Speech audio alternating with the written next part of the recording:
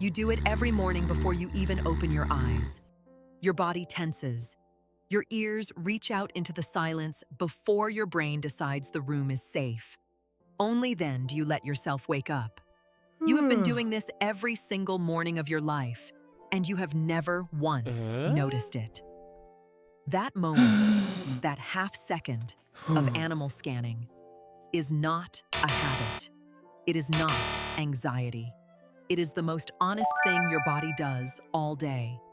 Because no matter what your calendar says, no matter how many notifications are waiting on your phone, your nervous system still believes it woke up somewhere dangerous. It still believes something might be out there. You never notice that you are still an animal. And the evidence is everywhere. Think about the last time someone sat too close to you on a bus. You did not think about it. You did not make a rational decision. Your shoulder tightened, your jaw set, your eyes found the exit. That response fired in under 200 milliseconds, faster than conscious thought, faster than language, faster than reason. What you felt in that moment was not social discomfort. It was territorial threat assessment. The same process a wolf runs when another wolf enters its space. Anthropologist Robin Dunbar spent decades studying primate social behavior and discovered something remarkable. The size of the neocortex, the thin outer layer of the brain most associated with reasoning and language, correlates directly with the size of the social group an animal manages. For humans, that number is 150. Dunbar's number, as it became known, is the maximum group of people your brain can genuinely track, know their relationships, their loyalties, their histories. Beyond 150, the social architecture collapses.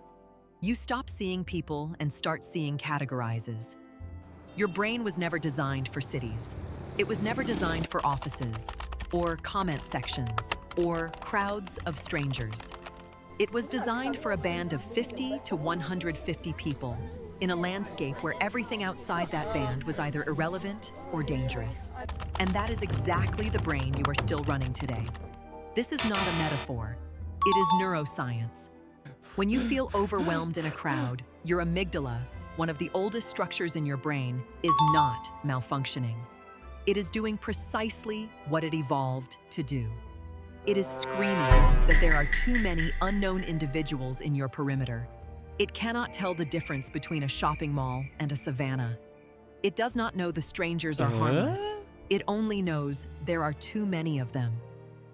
Neuroscientist Joseph LeDoux spent decades mapping the fear circuitry of the brain and found that the amygdala processes threat before any conscious awareness of danger reaches the cortex.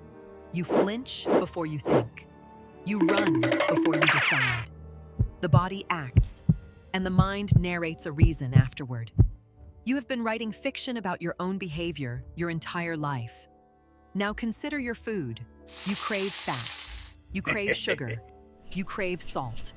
Not because the modern food industry invented those cravings, though it certainly learned to exploit them, but because for hundreds of thousands of years, fat, sugar, and salt were scarce, precious, and survival critical. Your ancestors who craved them intensely and ate them whenever available survived famines that killed the ones who didn't. You are descended from the greedy ones. Every cell in your body was built by ancestors who could not stop eating when food was in front of them.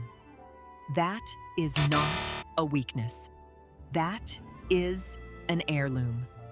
Behavioral ecologist Marlene Zuk, who studies the mismatch between ancient instincts and modern environments, calls this evolutionary mismatch, the gap between the world your biology was shaped for and the world you actually inhabit. You are, in her framing, running ancient software on modern hardware. And the bugs are not glitches. They are features that simply never got updated. Consider your fear of the dark.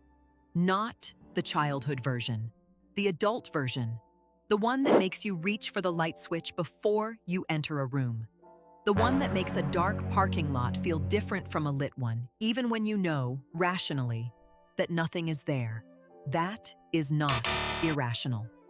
For 99.9% of human history, darkness meant predators. It meant the window between firelight and dawn where the cats hunted. Your ancestors who relaxed in the dark got eaten. The ones who stayed alert survived to become you. You are the product of millions of successful nights of not dying. Your posture tells the same story. Stand up straight, shoulders back, chin level, the posture of dominance and safety. Now slouch, chest caved, eyes down. You feel it immediately. Something shifts inside.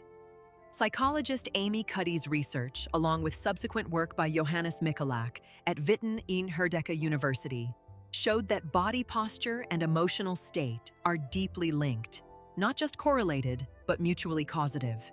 Your body does not follow your emotions. Your emotions read your body, collapse your posture, and your brain interprets it as a threat signal, as submission, as defeat. Because in the animal world, that is exactly what it means. Your social anxiety is the same mechanism. When you walk into a room full of people you don't know and feel the sudden impulse to shrink, to make yourself smaller, to avoid eye contact, to find a wall to stand against, that is not a flaw in your personality. It is threat minimization behavior. In primate groups, eye contact from an unknown individual is a challenge. Stillness and smallness are signals of non-aggression. You are not being shy. You are being a primate in an unfamiliar group, running protocols that kept your ancestors alive. The urge to gossip, the compulsion to track who is allied with whom, the feeling of genuine physical pain when you are socially excluded. These are not modern neuroses. They are ancient survival systems. In a group of 150, being cast out was a death sentence. There was no solo survival. There was no going it alone. Social rejection activated the same pain pathways as physical injury, because for most of human history, they carried the same consequence. Naomi Eisenberger at UCLA used brain imaging to show that social pain and physical pain activate overlapping neural circuits. When you feel rejected, your brain is not exaggerating. It is treating the situation with exactly the seriousness that evolution determined it deserved. You feel it in your chest because your body is being honest with you in a way your mind often isn't. You are still that animal, and that animal is still trying to keep you alive. The modern world has changed faster than evolution can follow. 100,000 years of environmental pressure shaped the machine. 200 years of industrial civilization asked it to do something entirely different, and it is doing its best. Every time you feel anxious in a crowd, every time you reach for sugar, every time your pulse climbs when someone stares at you too long, your body is not broken. It is ancient. It is faithful. It is running the same program that kept your bloodline alive through ice ages and famines and the long dark nights before fire was reliable. You are not a rational being who occasionally feels animal instincts. You are an animal who occasionally manages to think rationally. That distinction matters more than almost anything else you will learn about yourself. Because the moment you stop fighting your nature and start understanding it, something changes. The anxiety makes sense. The cravings make sense. The deep hunger for belonging, for safety, for a group small enough to actually know you. It all makes sense. These are not problems to be medicated or optimized away. They are the signal. They are the animal inside you trying to tell you what it actually needs. Tomorrow morning, when you tense before opening your eyes, don't dismiss it. Let it be what it is.